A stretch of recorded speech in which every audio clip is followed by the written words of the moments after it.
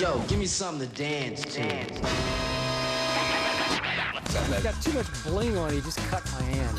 We're finished with this fake laughter. Let's keep it real here. It was ass a 9, ass a 10, ass a 11, ass a 12. And ignore this. Unleash in a minute. I'm about to unleash all over both of you guys. Tell it. I gave you the floor. Will you let me finish? Unleash. LeBron came over and tried to join in the celebration. What? I am, because I'm so right about this. No, you're not. All he does is win. All he does is win games. I want you to go up to ESPN and I want you to announce your resignation and tell them that you want to get your own nationally syndicated show because you can rival Dr. Phil.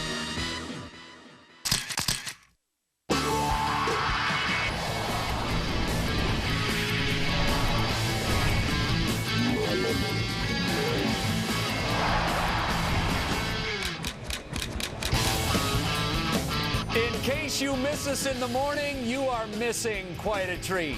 Hello, good evening, and welcome to First Take. I'm your moderator, Jay Crawford. This is a special edition of First Take, coming to you at 7 Eastern Time. I have the best seat in the house because I am between Skip Bayless on my left, Stephen A. Smith on my right. Let's do this thing. We always start with the nice, friendly handshake. It might go off the tracks a little bit over the next 30 minutes. We start with Tim Tebow taking Manhattan. It is, of course, a done deal. Tim Tebow will be announced Monday as, for now, the backup and Wildcat quarterback of the New York Jets. Guys, the move to send him from Denver to New York. Like it, love it, or hate it. Stephen A. Smith, I love it. Let me repeat that. I love it. This is the greatest thing that could have ever happened to Tim Tebow and to the New York Jets, because finally, after all that transpired last year in Denver, Tim Tebow actually has a head coach in Rex Ryan who actually believes in the way he plays and is going to embrace it. A Rex Ryan who would love it if Tim Tebow turned the Jets into the #1 rushing offense in the National Football League the way he did in Denver last year. A Rex Ryan who would love it if Tebow simply made timely, crucial, clutch, big-time throws to win football games for his Jets. And Tebow finally has a top 5 defense to play with instead of the top 20 defense, the 20th ranked defense that Denver had, that he had to continually overcome against the better teams on the Broncos' schedule last year. I love this for both parties because the Jets stole Tim Tebow for next to nothing, and he is about to unleash on Manhattan. They didn't steal him for next to nothing. He's worth next to nothing, at least at this particular moment in time. Let's just call it like it is. I hate this move. I can't stand it. It just nauseates me. The New York Jets have officially become a circus. They're not Barnum and Bailey, but they're a circus, okay? They're an absolute joke right now with this particular move I'm talking about because it makes utterly no sense whatsoever. You have a quarterback. You brought in Tim Tebow, a man who cannot throw the football. And why did you do it? You did it in the immediate aftermath of the New York Giants winning a Super Bowl championship. So you're Woody Johnson. You're Mike Tannenbaum, the general manager. You're Rex Ryan, all right, Mr. Prognosticator himself. And what do? You make the decision that, you know what, we're going to steal headlines. That's what you did with this move. We're going to steal headlines. We're going to dominate the back pages of all the New York tabloids. That's what we're going to do. We're going to dominate talk radio. That's what we're going to do. But are you going to win games? No. You remember what you sat there and said all last season? All he does is win. All he does is win games. Unleash. And what happened? Last 3 regular season games, lost. A matter of fact, his last regular season game was against Kansas City when they lost 7-3, and he completed 27.3% of his passes. Just a walking abomination. What happened against the Steelers in the playoffs? Steelers, he said, listen, he showed up against the Steelers, as I have repeatedly regurgitated. A dead clock is right twice a day, baby. Yeah. So he had his moment. But ultimately, what this comes down to is that Tim Tebow has no business in New York City. Not if you're really legitimately trying to win Super Bowls. But unfortunately, the Jets have basically crystallized and illuminated for us all. Winning championships is not their agenda. Winning headlines is. And that's where they won. They won the Super Bowl championship of headlines. They got that. Congratulations. I hope that does something. I don't think there's a ring for that, is there? No ring whatsoever. None. None. Rex Ryan just saved his job, and he was stop. about to be on the hot seat here. Still might lose his job. Speaking of prognostications, I got one for you, Mr. Smith. Yes. By no later than respectfully. By no later than mid-season, Mark Sanchez, whom you do not respect. I wouldn't say that. You have criticized him. So what? repeatedly. I can't respect somebody I criticize? Mark Sanchez will crumble under the Tebow-influenced pressure. And as Tebow gets more and more snaps, Tebow will finally take over this team as the starting quarterback.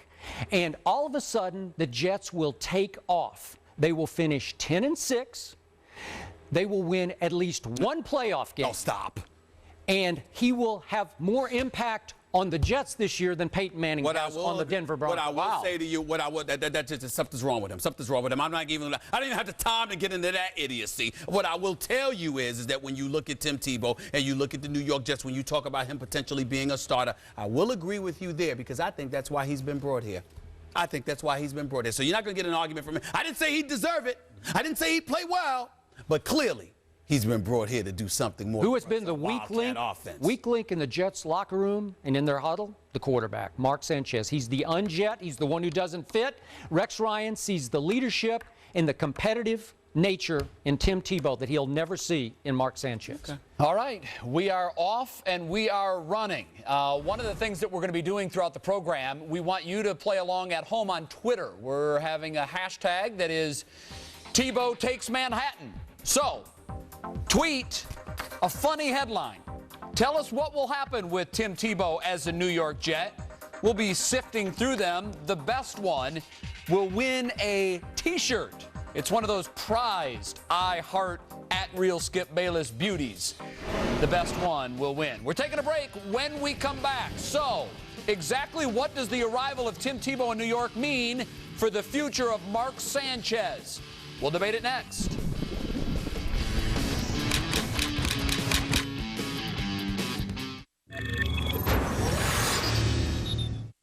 What happens when Mark Sanchez throws his first pick of the season? What happens when all of a sudden he struggles? I mean, you're going to have the fan base going crazy to put Tim Tebow in. Mark Sanchez. Now, every time he throws an incompletion or, God knows, an interception, they're going to be chanting for Tebow in parts of that stadium. Yes. He's a divisive player through no fault of his own. But he's not the type that reacts well to criticism. And I think if he gets off to a slow start, New York is asking for a very caustic situation because everyone's going to be clamoring for Tebow. It presents a very difficult situation for Mark Sanchez because it's difficult to be the leader when you've got someone as strong-willed and powerful as Tim Tebow as your backup. Sanchez and the Jets right now, the world, the weight on his shoulders. Why? Now he gets to share the spotlight with another guy. Support, not mania in the rearview mirror. The second that Mark Sanchez has a down game, and he's been inconsistent throughout his career. Really? The second he struggles there, Herm, you know what's going to happen. It's going to be even louder. All right, a lot of the opinions are consistent on the dynamic with Sanchez and Tim Tebow now sharing the New York Jets spotlight. What does the arrival of Tim Tebow mean to Mark Sanchez? It means he's done, as far as I'm concerned, eventually, but inevitably. Because the fact is that by bringing in Tim Tebow, you have shown that you're interested in winning headlines. You're interested in a popularity contest, as opposed to having the best quarterback behind center, in my opinion. More importantly than that, what it really speaks to is the fact that Mark Sanchez was betrayed by the New York Jets organization. Let's just call it what it is. The New York Jets organization has been bloviating about, oh, my goodness, Mark Sanchez is our guy. We love Mark Sanchez. We believe in him. He's our quarterback, blah, blah, blah. But then you go out and you get who my man here calls the most polarizing figure in sports, a man that is a walking headline in this day and age. You bring him in. What you have said is you are interested in headlines, you are interested in attention, and that is more important than anything else. And in that regard, Mark Sanchez cannot compete. He has no shot. Wow.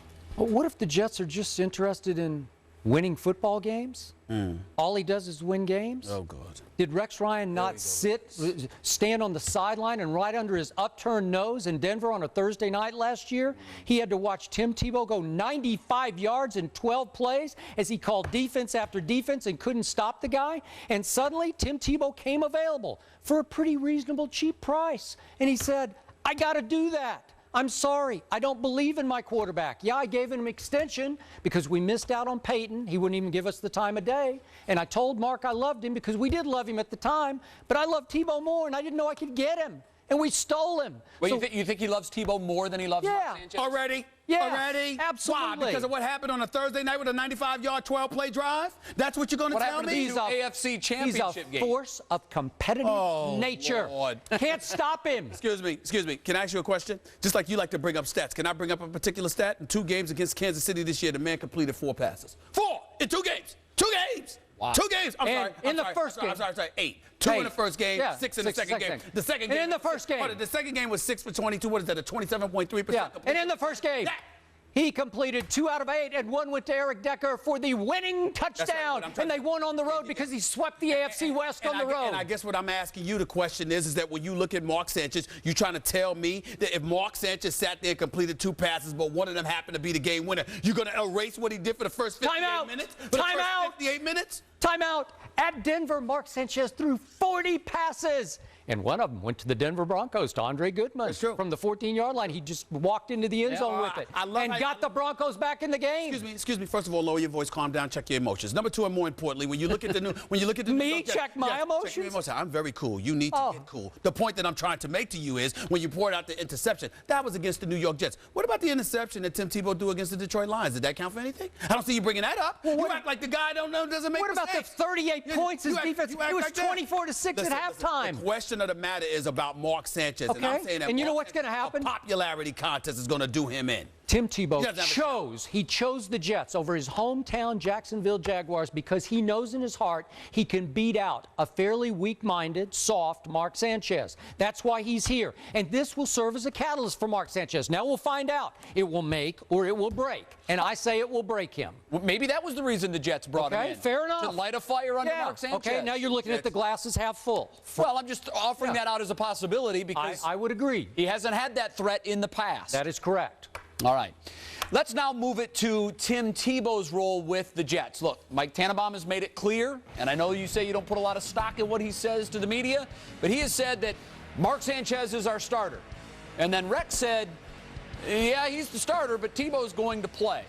What role should Tebow play with the Jets? First of all, let's be accurate. I didn't sit there and say that Mike Tannenbaum, I don't put a lot of stock in it. I said his words mean absolutely nothing to me. Same thing, yeah. Let's be direct. No stock. Let's be direct. No stock whatsoever. The role that Tebow should play with the New York Jets, he should be carrying a clipboard. He should be taking notes. He should be watching the game. And more importantly, when the games are not being played on Sunday, he needs to be putting in overtime work to learn how to pass the football. That is my problem with Tim Tebow. I know he knows how to play. I know he's athletic. I know he knows how to run. I know he's got the it factor. I know he's a great kid, but he can't throw. And that's my issue as a quarterback. That's the role he should be playing. He should be carrying the clipboard. He should be following Rex Ryan around. He should be, after practice, working with Mark Brunell or Greg McElroy and everybody else. Just do something. With Greg McElroy? I don't care who it is. Get somebody to catch the football for you, okay? I don't care if you got to go to Yankee Stadium and act like you're playing baseball. Let's get somebody to catch. So learn how to throw. That's what he needs to be doing. Yeah. That's what Tim Tebow needs to be doing more than anything else. It's very simple to me. To use one of your favorite words, right now, everybody, including Mark Sanchez and Stephen A. Smith, is being hoodwinked. That's one of your favorite. Hoodwinked with all this wildcat backup talk. Tim Tebow is not a wildcat runner. That's where you put your running back or your receiver in the shotgun and you snap it to him and you sweep behind a blocking back. Tim Tebow runs the shotgun spread offense with a running back next to him so he can fake it, pull it back, maybe keep it to the left, or throw it deep. In this case, I think what we're going to see pretty quickly are co-starters. And I know there's the old cliche, if you have 2 quarterbacks, you have none. But they are so different that I think you'll see Sanchez run a series or 2 in the pro-style offense, maybe under center, handing off, dropping back. And then you'll see Tebow running the spread option. You have always subscribed to that adage, Skip. I have. If you have 2, you have none. But you know what will happen?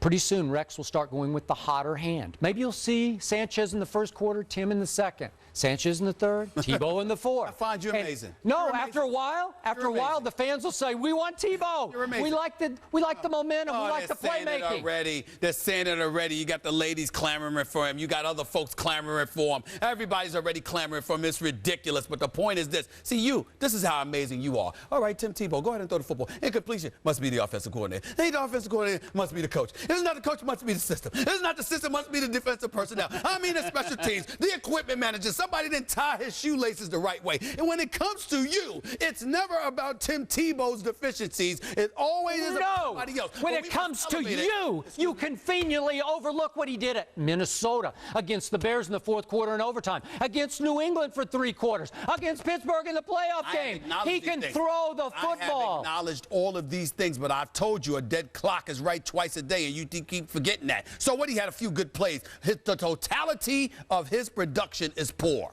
period. Let's move on. And on that note, we will move on. We're taking a break. When we come back, which quarterback has more pressure to get it done this season? Peyton Manning in Denver, or Mark Sanchez, or Tim Tebow in New York? We'll debate it next.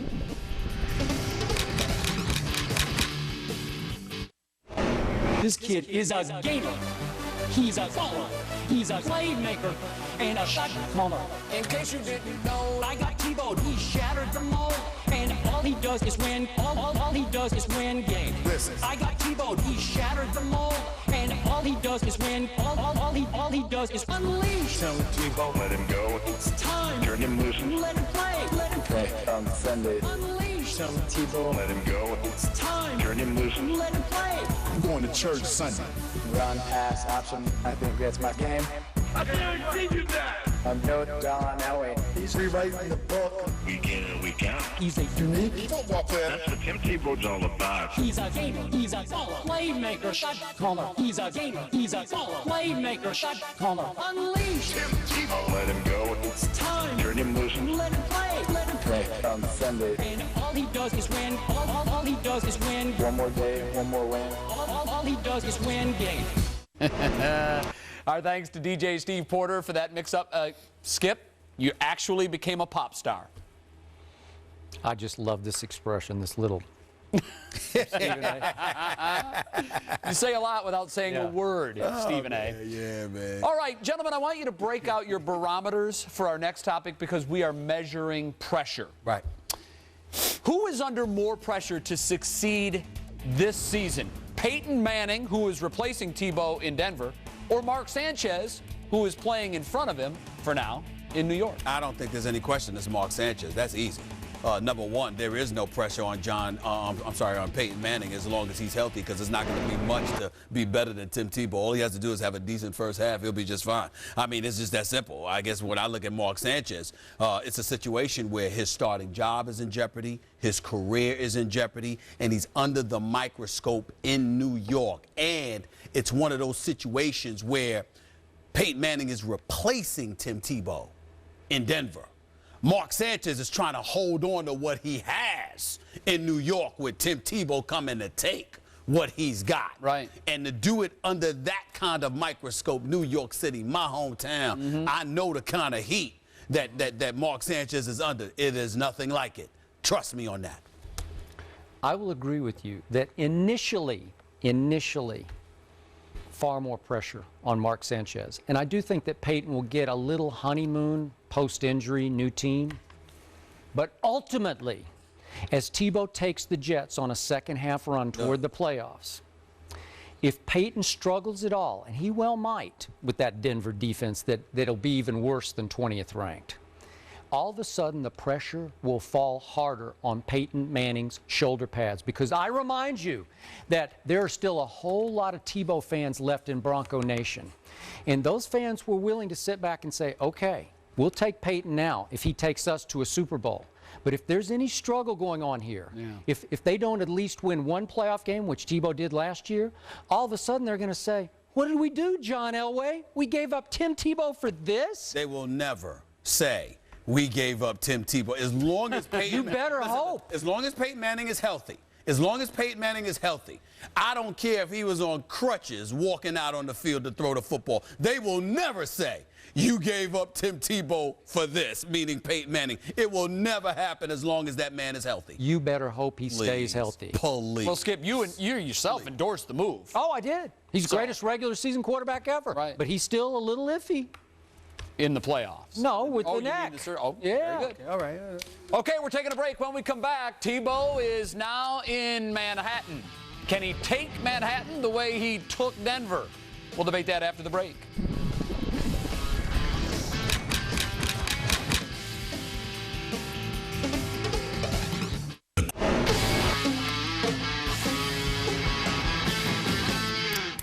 All right, we're back at the debate desk, and our next topic takes us to Tebow in Manhattan. He conquered Denver. I think everybody can agree to that. You were there. You saw it firsthand. Yeah. Can he take Manhattan the way he took Denver? Stephen A. Smith, Tim Tebow is again about to become your worst nightmare because Tim Tebow's aura, his rock star presence, is as big as the Big Apple. He will be huge in Manhattan. I say that Times Square will become Tim's Square. And I say that the most polarizing athlete in sports today will be even more heavily criticized by the New York media, in part for his religious views, wearing it on his sleeve, which means he will be even more publicized in New York. He will own the back page, and hence, he will take Manhattan. Wow. You get on my nerves. You get on my nerves. You really do. Let me tell you something right now. First of all, you assume. You have to understand that most of your argument is predicated on the thought that Tim Tebow will duplicate the level of success he had. Do you know how virtually impossible that is? No, I don't.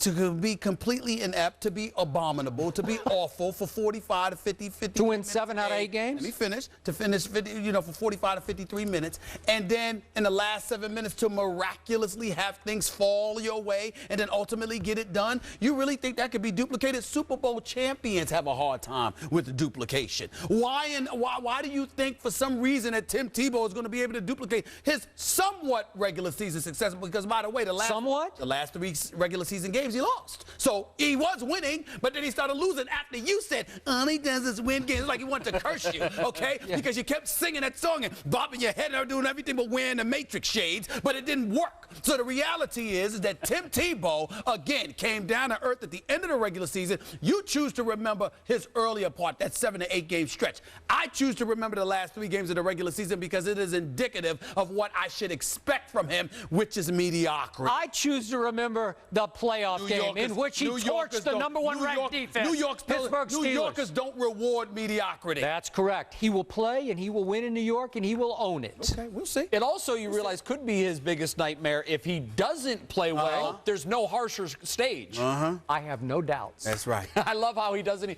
Failure's not an option. You live there. All right. I'm from there. We're giving away a T-shirt. We were running this Tebow Takes Manhattan hashtag, and the winner is Cecilio DeGreat. He tweets, "The only thing bigger than a giant is a Tebow." Yeah, I like that. You and I both know he tweeted that just because he wanted to get on TV. That's all. We know who you are now. We know who you are now, Mr. Goodrich. Congratulations. It's the truth. Oh, whatever. He is about to unleash on Manhattan. All right. Skip, Stephen A., terrific job. You can catch us every Monday through Friday, 10 a.m. Eastern on ESPN2. Have a great weekend. I don't want to talk to you. We will see you Monday.